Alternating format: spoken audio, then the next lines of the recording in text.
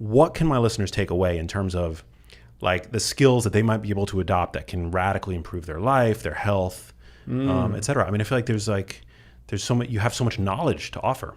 It's so, I asked myself this question, not exactly this question, but something similar before I came here today, because you're the first person to invite me into a conversation that has any overlap in the health space. Yeah. I've been on a lot of conversations that had to do with, geopolitics and had to do with current events and had to do with, you name it. Even like hip hop culture. But you're the first one to introduce me to an audience that's like looking for health solutions. Yeah, health audience. Yeah, wellness minded. Wellness minded, exactly right. And wellness and health play a huge role at CIA. Interesting. I mean, how so? I mean, everything from the fact that we have our own exercise scientists on site, and they're dedicated to training field officers individually. So like we have 2 gyms in the main headquarters building, and those gyms are staffed with professional trainers whose exclusive job is to test and prepare field officers for field operations. That's it. And field operations is like being out in the world, like espionage, being a spy. Right. And even that has 1,000 shades of gray, because some spies are paramilitary spies who are out there, coordinating laser strikes and actually bringing in cruise missiles and killing terrorists. Other spies are sitting in cafes in Paris, like schmoozing with world leaders, and they've got a pot belly. There's all sorts of spies. There's spies that have that are not neurotypical, that are very much on the autism spectrum. There are some spies who are polyglots and have multiple languages under their belt. There's all sorts of spies, everybody you could imagine, because you need that kind of diversity for the world that we live in. Whoa. But what we all have in common is that if we don't maintain some semblance of consistent, congruent health, then every dollar that's invested in us is a dollar at risk by the federal government. Interesting. Because without a spy, you have no way of collecting secrets and intelligence from overseas. So you need the spy to function for as long as possible, even if that is a 55-year-old male spy who's 25 pounds overweight. You still need to find a way to optimize his performance in the field for what he brings to the table. Wow. So what do they teach you? What are the secrets? So the biggest one that I wanted to talk about was understanding that self-discipline is a myth, right? So there's so much out there talking about self-discipline and how self-discipline has to almost be like a battle with yourself. You have to choose to be disciplined. CIA teaches us that the whole concept of discipline is a resource-intensive approach that has a negative return on investment, right? So it takes a great deal of resources to meet a certain level of discipline, and then the returns you get from those resources are diminishing. So until you have a negative return on investment. So like think about how hard people work to be disciplined. And then what happens when you slip up? Then you beat yourself up. You talk trash about yourself. All the head trash kicks in. You're like, oh, I'm never going to be good enough. I'm never going to be smart enough. I suck at keeping a diet. I suck at getting rest. It's this dynamic trail of like flushing yourself down the toilet. So they teach us to just let go of discipline, let go of the whole concept of self-discipline, and instead adopt a mission mindset that's focused on consistency. Consistency is actually easy. Discipline is very hard. So as an example, wake up and drink a glass of water every day. That doesn't take a lot of discipline, right? It's like wake up and drink a glass of water. Does that mean wake up and immediately drink a glass of water? No. It means wake up, go pee, drink a glass of water? Sure. Wake up, eat, drink a glass of water? Sure. Like, we don't care. But drink 500 milliliters of water after you wake up, right? And before you go to work. That kind of thing is actually really easy to adopt, and it's life-changing. Absolutely life-changing. We can go into all the physiological reasons as to why it's life-changing, but when you understand that the real magic of it is giving yourself permission to be consistent instead of, beating yourself up about not having self-discipline, it changes the whole dynamic. And that applies to everything from exercise to saying kind words to your kids to, doing a little bit of work every day. It's just a matter of being consistent. Yeah. And so what do you do when, for example, you miss a day? Like what is the self-talk for when you falter, right? Because like not every day is going to be a quote unquote perfect day. Right. So consistency means that you're always trying to be consistent. It doesn't mean that seeking consistency in and of itself is a practice of consistency. Oh, I like that. More than actually being consistent. right? So you miss a day, you acknowledge you missed a day. Okay, I'll make it up. I'll do it tomorrow. I missed a day. I consistently miss every 8th day.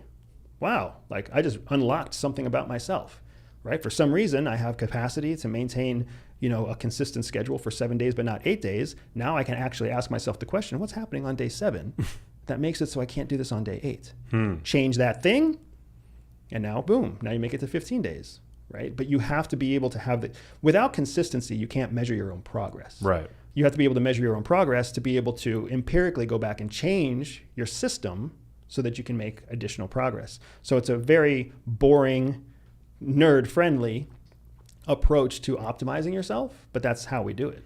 Yeah, 100%. I mean, I recently did, from January through about May, I was on a bit of like a fat loss journey. I did like a cut, I was about 16% body fat. I got myself down to about 9% body fat.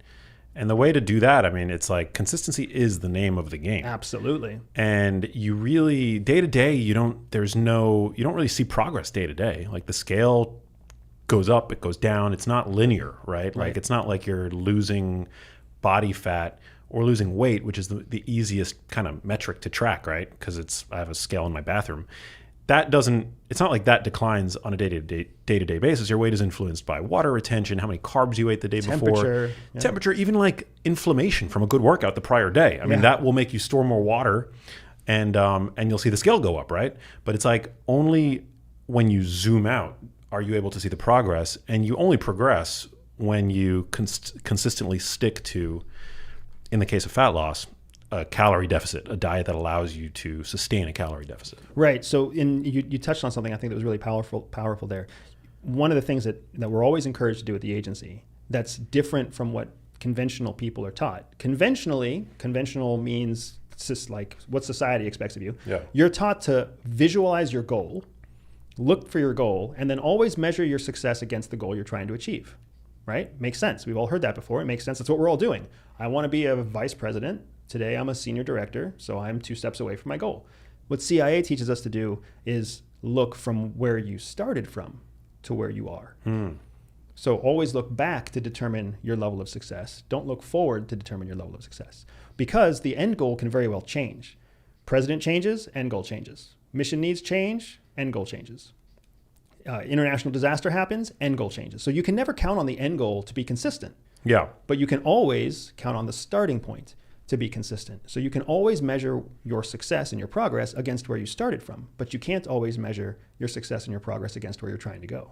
Well, how do you stay flexible then? Because like you're being sent all around the world, right? You're in a different location. CIA believes that all people are born with a spy secret superpower. For some people, that means they can win deals. For others, they can spot liars. Some can even seduce lovers. I built a free 3-minute test to help reveal to you exactly what your secret hidden superpower is. All you have to do is click on the link in the description below, take the test, and start using your spy superpower to stay ahead of 99% of people.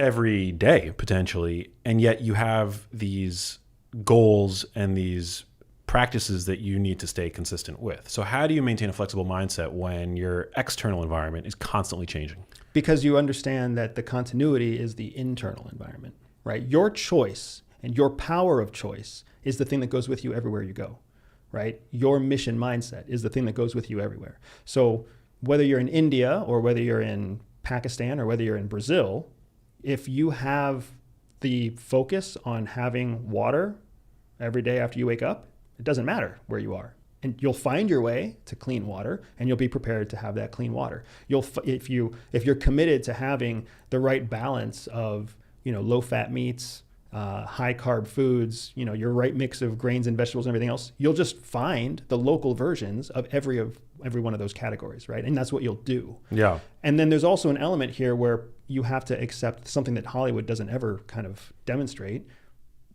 We don't thrive in the operational environment. We often say that your best health is the first day you arrive on an op. From that day on, you're deteriorating every day. You're losing sleep, you're increasing stress, you're reducing your caloric intake, you're getting worse. You're going to get sick. You're going to get, chased. It's only going to get worse after you arrive. So your best day is the day you arrive. So you really want to be in optimal condition the first day of a mission. And all you need to do is start accepting that you're going to go from a thriving-based operation to a survival-based operation by the time it's all over. And then you come back to Langley or headquarters or whatever else. You go partner up with your trainer and you start the process of rebuilding, reconditioning, and essentially healing from the damage you did to yourself on the op. Wow. Do they set you up with a trainer? Absolutely. Amazing. So a you have nutritionist, a trainer. We call them exercise scientists because that's technically what they are. So they're holistically, they cover all gambits of what you need to rapidly recover from the deterioration of being on an op.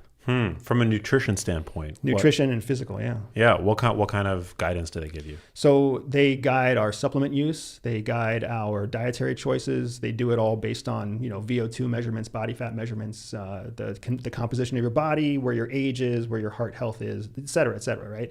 They're able to kind of calculate what's optimal for you to get you back into essentially the kind of condition you need to go back out in the field. Not what's optimal for you to be a dad or to be a professional, but optimal to get you back in the fight. So it's never a game of being 100%. It's a game of getting you back to 80%. Wow. Do they stress train you? Like training in super high heat temperatures if you might potentially have a mission in this, I don't even know, like some super hot part of the world. Yeah, so the problem with that kind of boundary testing, because that's what you're talking about, is like boundary testing. Yeah, boundary testing is that it's very costly. And it's in the world of intelligence, it's still a bureaucracy. It's still a government organization. So they can only do what they can justify. They can only get the money that they can justify from Congress that they need for a priority. So some people will go and do, exercises in the deserts in California or Nevada to prepare for what they're going to see when they go to the Middle East. But not everybody. For the vast majority, the bell curve, the middle of the bell curve of your intelligence officers, they'll be taught the theory and they'll be taught the tactics. And then when they go on deployment, they'll usually have an element that's already there that will help them acclimate to the environment, but that's it. It's really only a few very specially trained officers that will be truly boundary tested before they go in to carry out a high risk, high reward kind of op. Damn, so cool, dude. Holy cow. Amazing.